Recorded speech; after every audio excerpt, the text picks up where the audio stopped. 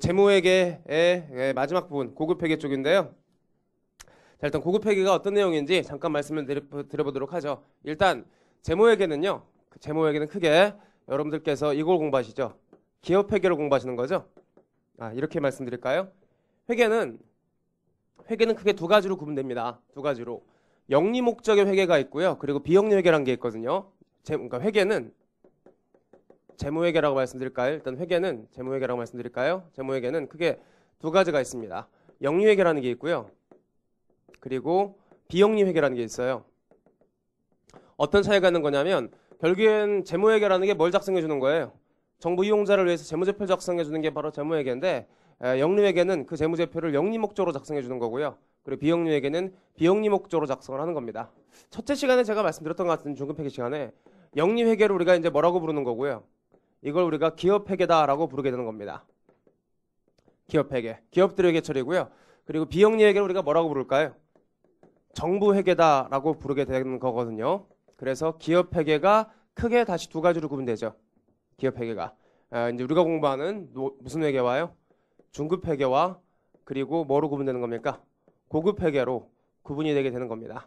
일단 회계사 시험 위주로 제가 좀 여러분들한테 말씀을 드리도록 하면 예전에는 누구만 냈었나요? 기업회계 쪽만 냈었거든요. 영리회계인 기업들의 회계처리만 냈었는데 지금 누구까지 나온다고 했어요? 정부회계까지 나온다라는 얘기가 있죠. 보통 회계사 시험 기출문제 경향을 보면요.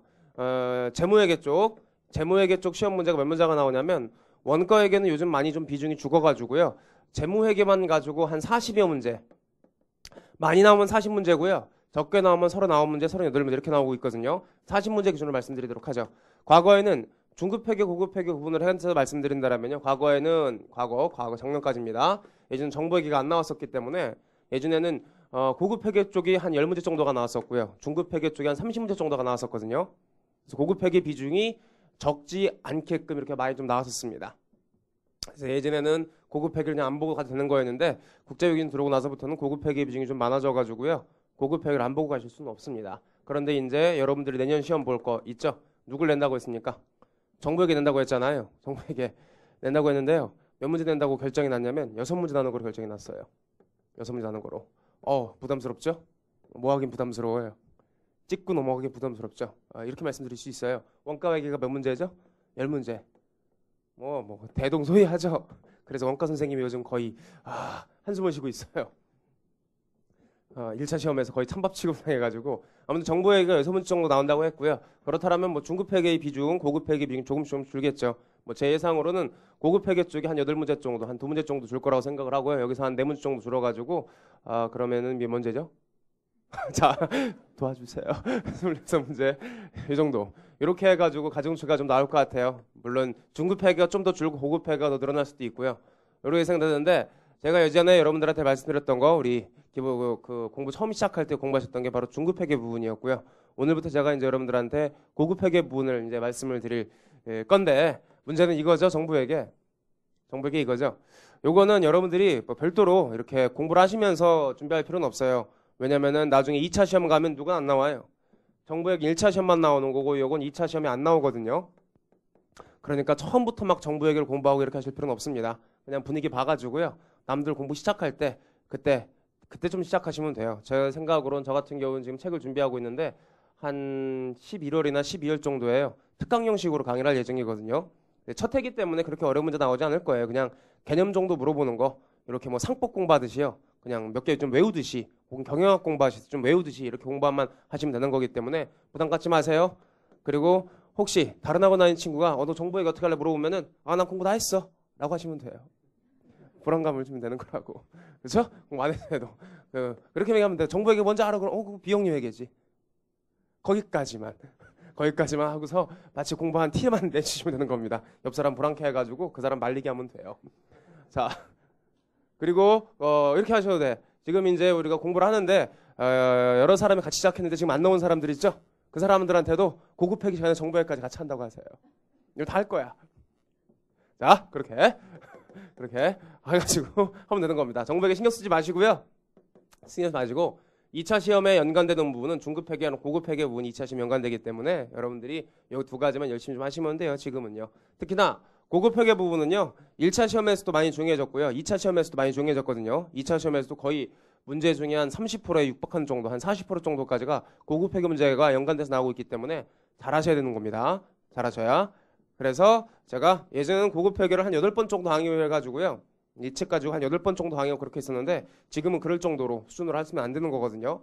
좀 충실하게 해가지고 여러분들한테 말씀을 드리도록 하겠습니다. 일단 그럼 기억나세요? 중급 회계랑 고급 회계의 차이점은 뭐예요? 중급 회계랑 고급 회계의 차이점은 중급 회계의 가장 큰 특징은 어렵다라고 제가 말씀드렸죠. 고급 회계의 가장 큰 특징은 뭔가요? 고급 회계의 가장 큰 특징은 딴 세상이에요. 전혀 논의하는 테마가 다릅니다.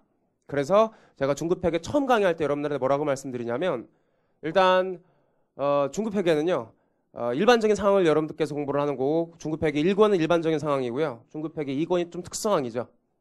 기억 한번 걸어보도록 할까요? 중급 회계 1권. 회사가 기계장치가 없으면 기계장치를 구입을 하죠. 혹은 할부로 사고요. 중급 회계 2권 넘어가면 뭐를 하죠? 리스를 하죠.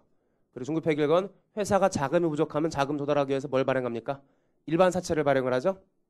그리고요. 중급 회계 2권에서 무슨 사채를 발행하죠? 신주 인수권 사채를 발행하고 그리고 전환사채 같은 것들을 발행을 하죠. 자, 그리고 중급 회계 1권 종업원들이 일을 안 하면 뭐를 많이 줘요? 퇴직금 막 많이 줘버리죠. 그 유급휴가도 많이 줘버리고요. 그렇게 하죠. 하여튼 중급 회계 2권 종업원 일을 안 하면 이제 뭘 줍니까?